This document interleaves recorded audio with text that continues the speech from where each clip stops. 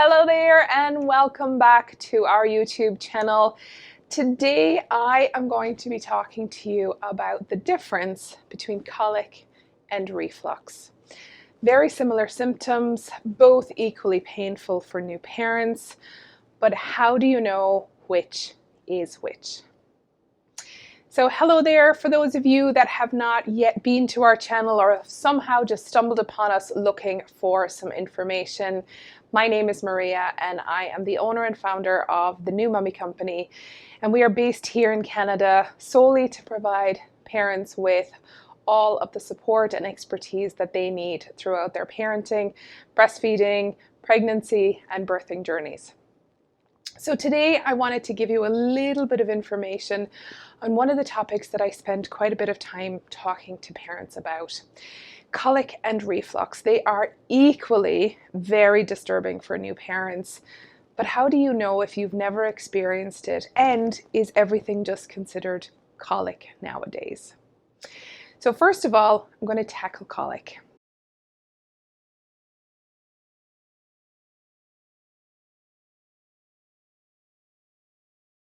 Colic is unfortunately very common.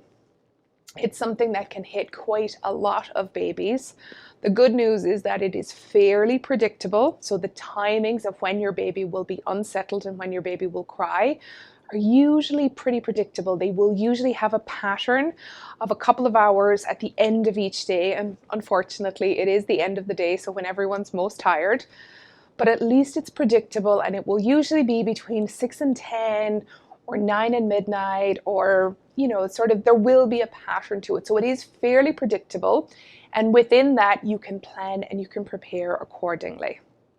The downside to it is that your baby is pretty unconsolable. There's not very much that will actually appease her. You can do everything. You can hold them, you can shush them, you can rock them, you can swaddle them, you can feed them. It really doesn't matter what you do. You're not going to be able to do much, but for your own peace of mind, you're going to try it. It's a pretty shrill cry. It can really get to you. So as a new parent, the best piece of advice that I can give you is know that when your baby does have true colic, and it is something that happens each and every day, it's okay to take some time for yourself. It's very stressful, can cause a lot of anxiety in a new parent because inevitably you're blaming yourself. Well, it's not your fault. So take some time, make sure your baby is safe. Safe might even be on the floor, but don't put them anywhere where they can roll, they can fall. But on the floor, providing there's nothing around them, there's no animals, etc. Ideally put them into their crib, but if you are at breaking point yourself, if you're feeling a lot of anxiety and you feel that you might get to the point where you could potentially shake your baby to say, stop crying, which is a very natural thing to do because you've done everything to stop them from crying, the safest thing to do is just lay them on the floor and walk away. Your baby will not be harmed by crying, but you could potentially harm them if you get incredibly frustrated and that frustration vents up.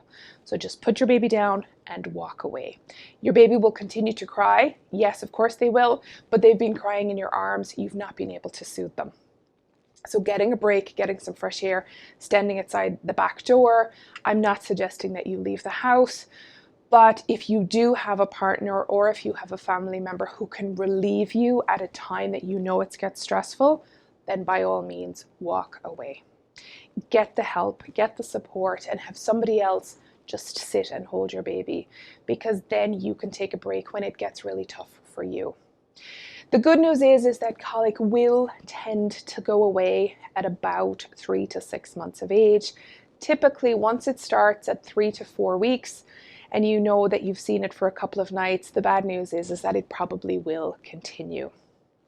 You can create a schedule and a routine so that the night times and the evenings get quieter, so that not everybody has the opportunity to get so tired and so stressed, but there's also some predictability for baby. It might not make a tremendous difference, but at least if there's a soothing, calming end to the evening before the crying starts, it might just mitigate some of the crying and make it a little bit easier.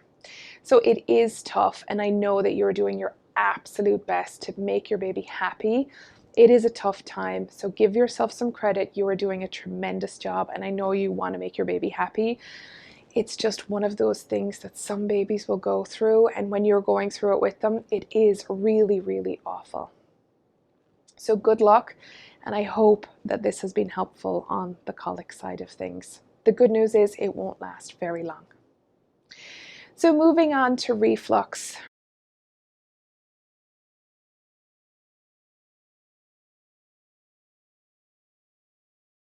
Reflux is equally another tormenting thing for new parents to have to deal with. Colic and reflux are quite different.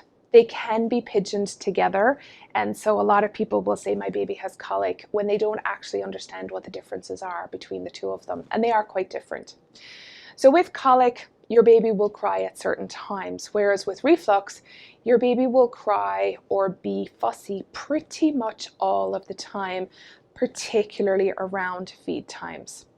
Because reflux is where the food that has gone into their tummy is now regurgitating, and they're either having that just go up and down in their esophagus, which is causing them what feels like heartburn to you and I, or they are projectile vomiting and they are vomiting that milk up.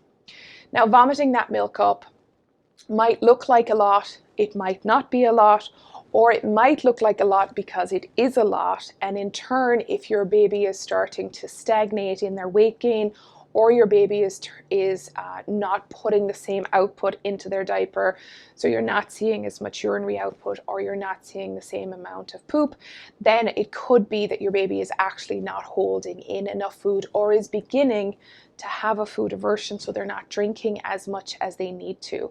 So if you think that your baby has reflux, you really do want to talk to your pediatrician much sooner than later.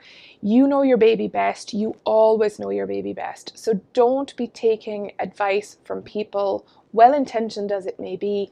Speak to your pediatrician to make sure that your baby is gaining weight and they're not dehydrated, because if they do have reflux, it can be very uncomfortable for them. So there are a number of things that you can do to make feeding easier. I'm not saying that unfortunately this will help entirely, but there are things that you can do to make yourself feel better. Hopefully they will make your baby feel better. But if you've tried these and it still isn't helping, please do speak to your pediatrician.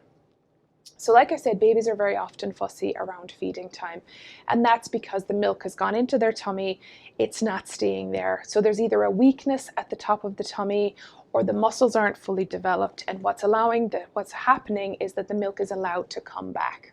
And so whether it's coming back up all the way and they're throwing up, or it's just coming up and going back down, then it is going to make your baby very uncomfortable. So there's a couple of things you're going to do. The first is you're going to use gravity as your best friend. So whether you're breastfeeding or bottle feeding your baby, you're going to try and feed your baby as upright as possible. So if you're bottle feeding, you're going to hold baby as upright as possible. You don't want to feed like this. So you want to feed as upright as possible so that their tummy is lower than the milk, so that gravity is going to be your friend, so that the milk can go down. Whereas if we lay flat, it's much easier for the milk to regurgitate and come back up. So first of all, feed upright. When we are feeding, we want to burp regularly. So if we're formula feeding or expressed breast milk, then we can simply just put them over our shoulder. If you're breastfeeding, it's also important to make sure that you are burping regularly. We covered burping in another video, so there are a number of techniques over there. Now, they're not specifically for reflux babies, but if you are looking for information, go check that one out. But when it comes to burping your baby for reflux, make sure that you're burping regularly, because if you're not burping regularly, what you're going to have happen is you're going to end up with a much more fussy baby. It's very important that we try and get the air out, because if your baby is prone to spitting up or throwing up at all, then if they have more wind in there, then they're going to inevitably they're going to throw up even more. And if you're worried about how much they're taking in or how much they're retaining, we want to do everything we can to keep the milk in their tummies.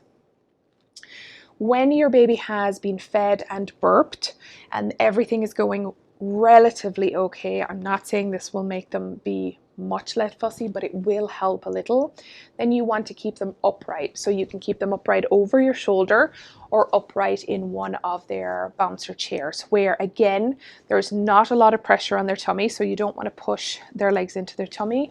And we don't want them to lay flat, and we certainly don't want to do tummy time immediately after a feed.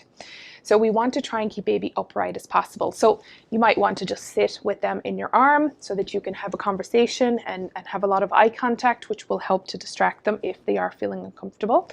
Or you can hold them on your knees where you're supporting their underarms with your thumbs, like so. And then you can hold the back of their head so that they can sit and have eye contact with you here. Or if you need to get up and do some chores or answer the door or whatever it might be, then you can place them over your shoulder. But just remember, try not to put too much pressure on their tummy at this point.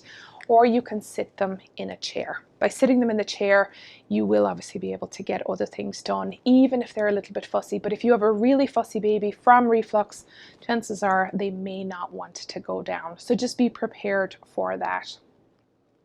If there is a lot of discomfort, if there's a lot of vomiting, if there's a lot of uncertainty around how much they're eating, or if you're seeing them start to avoid some of their food, it is most definitely time to see your pediatrician. The pediatrician will decide whether or not they need to go on medication, but the pediatrician can obviously talk to you about other things that might be going on as to whether or not your baby is suffering from reflux, whether there's an intolerance. So it might be that if you're breastfeeding, that there is something within your diet that is affecting your baby. And obviously that comes from where there may be a history of allergies and intolerances in the family, or your baby might be the first to experience it, or it could be that your baby has an allergy to cow's milk. And so all of those things would need to be investigated properly with your pediatrician. But if your baby is having any issues with feeding, it is very important that you, as the parent who understand and know your baby best, communicates that to a health professional, and you do it with confidence and you do it without delay to make sure that your baby gets the care that you need. It is very common these days for babies to suffer from GERD, which is gastroesophageal reflux disease. And whether or not your baby is diagnosed with it or not, or is on medication for it or not, there are many parents who are struggling with babies with reflux right now. It can be pretty miserable, so get the support that you need to be able to continue to look after yourself as well as looking after your baby, because it is a tough time. And when you have a baby who is fussy in the evening with colic, yes, it's difficult because it's the evening time and you're tired. But if you have a baby who is fussy all around the clock, and particularly so around feeding time, then it can be quite stressful for parents, because it is very predictable that it will be almost every time you feed, if not every time you feed. So get some help if you need it, and don't be afraid to talk to your pediatrician about how the circumstances and the symptoms are progressing, if indeed they're getting worse. So if your first appointment didn't go well, don't be afraid to go back on the second or third appointment, or make a separate appointment to get your fears discussed and make sure that your pediatrician is aware of what's going on with your baby.